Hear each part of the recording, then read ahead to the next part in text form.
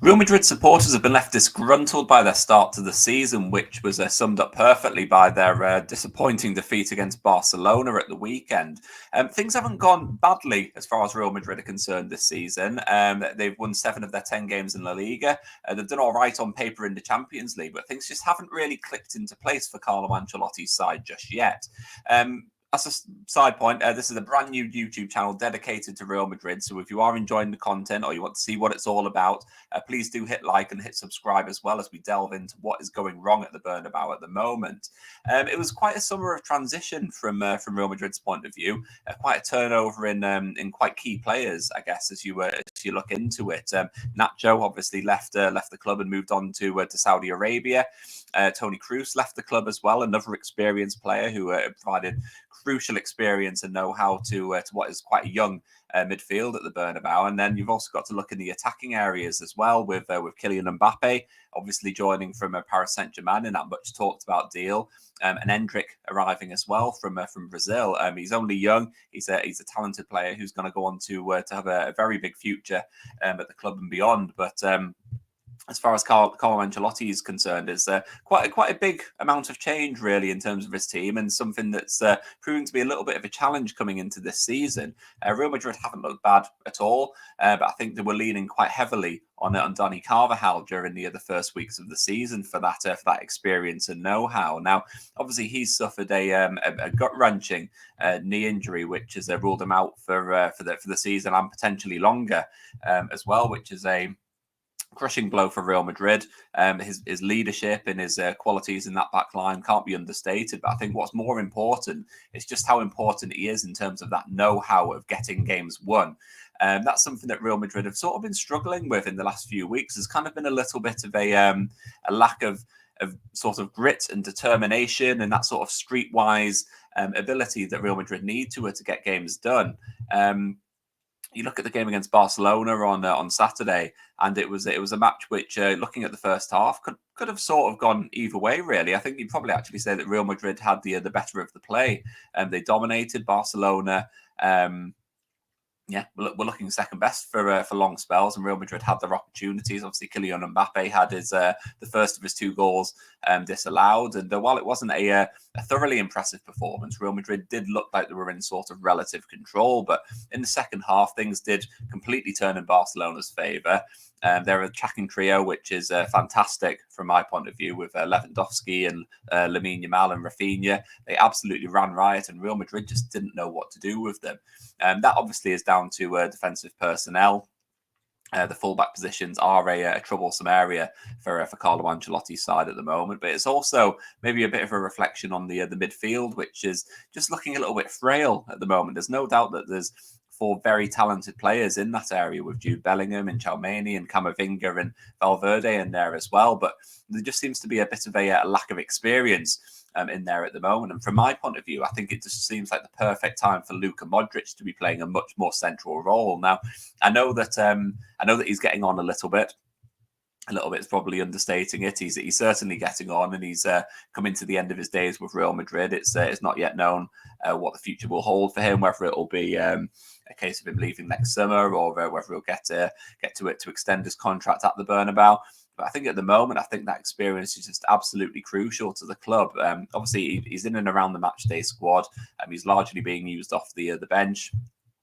He's coming on, and that's of great comfort to the players around him.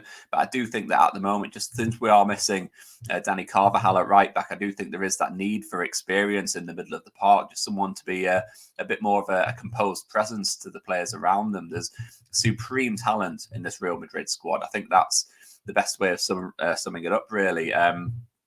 Just some brilliant players. Obviously, you've got Mbappe and you've got Vinny Jr., who are playing in attack, and then you've got Bellingham, who was outstanding last season, but he's not having the best of campaigns. There's a couple of different reasons for that. It could be a little bit second season syndrome after what was quite stunning debut campaign at the Bernabeu. But at the same time, he hasn't really been used in his best role. He's been playing off the left quite often under Ancelotti in a four-man midfield. Camavinga's obviously come back from a long-term injury, and he's looking good, but he's still obviously on his way back to full match sharpness, which is something which is a big sort of consideration. And it just sort of feels like that midfield just really kind of needs a little bit of experience and know how to guide them through what is currently quite a tricky patch. That defeat to Barcelona means that Real Madrid are currently 6 points off the pace in the title race in La Liga, which is an awful position to be in, considering that they've played one of the two matches against Barcelona. It was the home match at the Bernabeu, which they would have hoped to have got a victory in. And Barcelona are a club who are in sort of transition. You've got to remember as well, they're not an all singing, all dancing Barcelona. It's not the team that were in place 10, 15 years ago who were dominant and that sort of thing. They're very much a team who are on the up, but Real Madrid really struggled to contain them at the Bernabeu on Saturday, and that was a bit of a concern. But I think given the situation that Real Madrid are in at the moment, the experienced players that they lost over the summer, and the fact that Carvajal is missing, I do think that Ancelotti maybe just needs to lean on his more experienced players slightly more. I think Luka Modric has a massive role to play in that. I personally would be getting him in the team for the next few matches, just to kind of get the club back to winning ways. There just seems to be a bit of a lack of confidence within the team at the moment. There's a few players who aren't really performing at their best. A few players who just seem to be overthinking it slightly.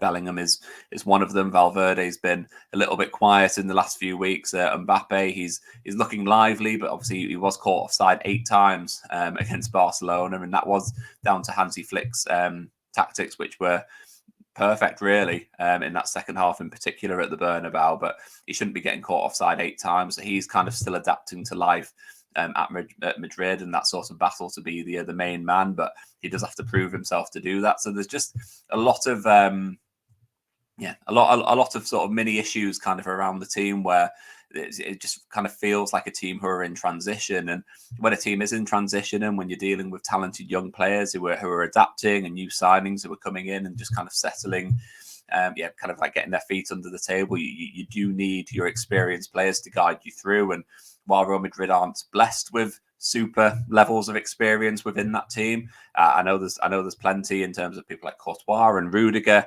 Eder Militao. Obviously, you've got David Alaba, who's in the background as well, fighting back from injury as well. But I do think that Modric could be a really key player in the next couple of weeks, someone who should be given more game time, someone who can just really help out this quite inexperienced midfield to get them through this tricky patch, because then once a couple of wins come, the whole environment changes slightly. Everyone feels a little bit more confident.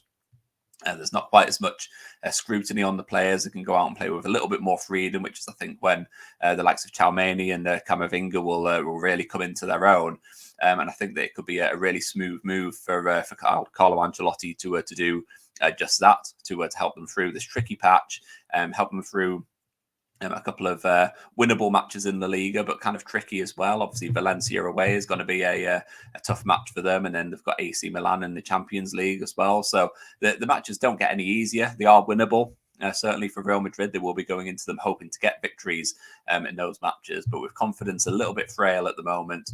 Carlo Ancelotti will have to make some big decisions in order to get them through them. So let me know in the comments below what you think Ancelotti should do. Do you think Luka Modric should be playing a more central role in the next couple of weeks? Let me know in the comments below. Let me know any suggestions that you have for how Real Madrid can weather this sort of mini storm that they're in at the moment. And if you are enjoying this content, please do hit like and hit subscribe as well, because there's going to be plenty more videos coming over the coming weeks and months. So I will catch you later on.